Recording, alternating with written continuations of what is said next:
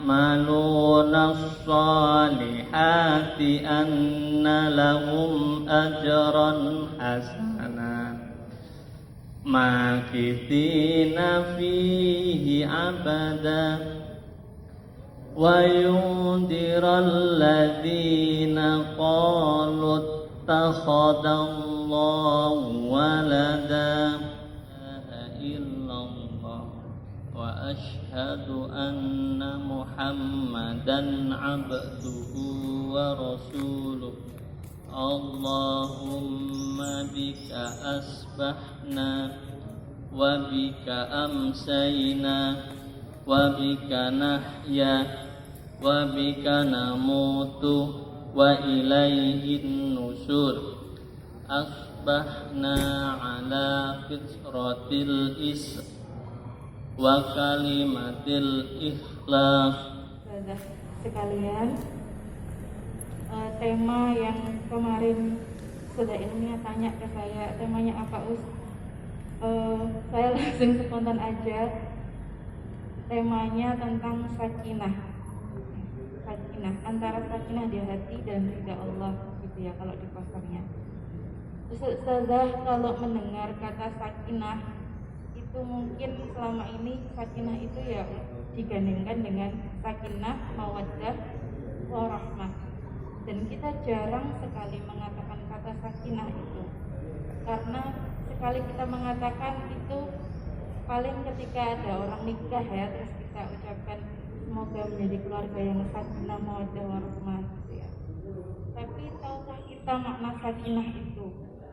Ternyata di dalam Quran surat Al-Fat surat ke-48 ayat 4 Allah Subhanahu wa taala berfirman, A'udzubillahi minasyaitonirrajim. Huwallazi anzala sakinata fi qulubil mu'minin liyazdadu imanan ma'a imanihim. Jadi dialah Allah zat yang telah menurunkan as-sakinah. Sakinah diterjemahkan kalau di Quran terjemah itu adalah rasa ketenangan. Fi qulubil mu'minin, di hati orang yang beriman. Jadi sakinah itu atau ketenangan itu hanya diberikan kepada orang yang beriman, gitu ya. Tidak diberikan kepada orang yang sebaliknya. Sebaliknya itu apa? Ada kafir, ada fasik, dan ada munafik. Na'udzubillah. Maka hanya orang yang berimanlah yang punya rasa ketenangan. Kenapa? Kalau di tema itu saya hubungkan dengan ridha Allah.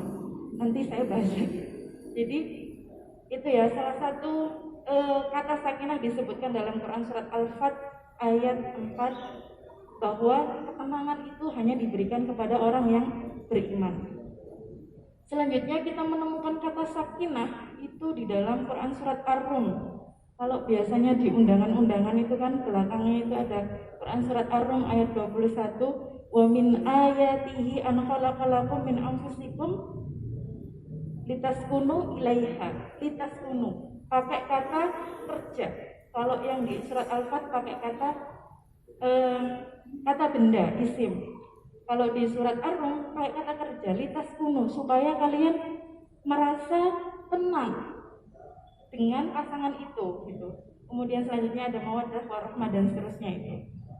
Jadi kalau kita bisa tarik kesimpulan, sakinah itu adalah rasa tenang, rasa damai, yang kebalikannya tidak ada di situ rasa gelisah, tidak ada di situ rasa marah, kecewa, gemerungsung, atau panik. Itu nggak ada. Kenapa kok bisa seperti itu? Dan pengen nggak Ustazah punya rasa sakinah di dalam hati? Pengen ya, semuanya nggak pengen ya kita itu terus sehari-hari itu gemerungsung, terus suudzon sama orang, terus kecewa, marah, padahal masalahnya itu sebenarnya sepele.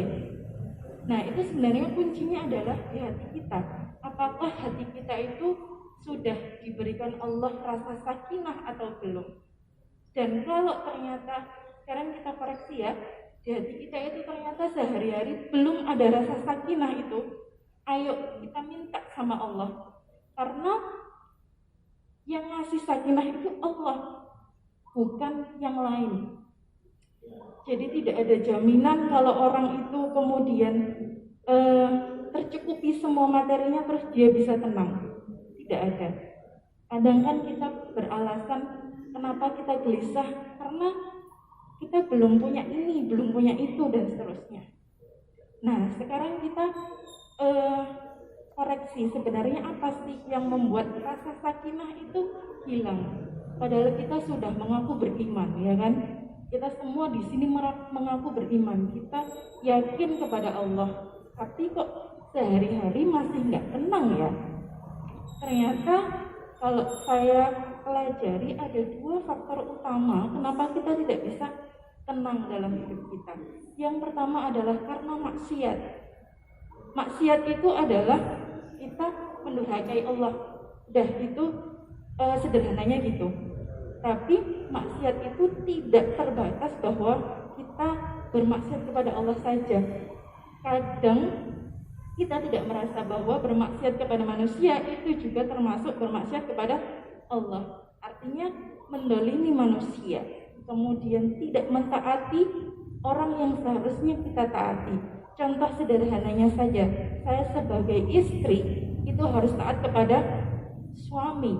Ketika saya tidak taat kepada suami, berarti saya juga bermaksiat kepada Allah. Dan itu membuat hati tidak tenang.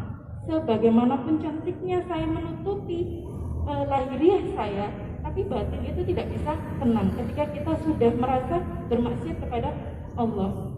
Kemudian Ustaz-Ustazah, kita mungkin sering tidak merasa ya, sebagai pegawai, sebagai bawahan, kita punya atasan. Ketika kita tidak mentaati atasan kita, yang itu selama itu baik ya, bukan untuk kemaksiatan, terus bukan untuk dalam rangka mendolimi orang lain, maka ketika kita tidak mentaatinya itu juga bermaksiat. Masya Allah ya, karena kita kan disuruh taatilah Allah dan pemimpin kalian. Ketika pemimpin kita itu selama tidak menyuruh kepada keburukan, maka itu juga wajib kita taati. Maka ketika kita mendurhakai mereka, juga kita sama dengan maksiat kepada Allah. Begitu. Kemudian faktor kedua kenapa kita tidak tenang itu adalah karena hawa nafsu. Di dalam sebuah hadis disebutkan bahwa barang siapa yang menjadikan dunia ini atau hal duniawi itu menjadi keinginan terbesarnya, maka Allah akan mencerai-beraikan urusannya dan menjadikan kefakiran di pelupuk matanya. Artinya kalau kita itu hawa nafsu aja, yang kita kejar itu dunia aja. Dunia itu tidak mesti harta ya. Dunia itu bisa jadi adalah penilaian orang lain terhadap kita. Kita itu pengen dipandang benar terus, pengen dipandang baik terus, itu juga nafsu. Dan itu kalau tidak terpenuhi dan itu menjadi target utama kita, maka hati kita juga menjadi tidak tenang. Seperti itu. Nah, terus bagaimana agar kita tenang? Ya, dua hal itu harus kita hindari. Maksiat kepada Allah dan hawa nafsu yang terlalu besar yang menguasai diri kita.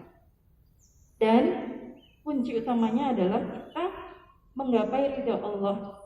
Kalau sudah prinsip hidupnya adalah ridha Allah, maka apapun yang terjadi itu tidak menjadi masalah bagi dia.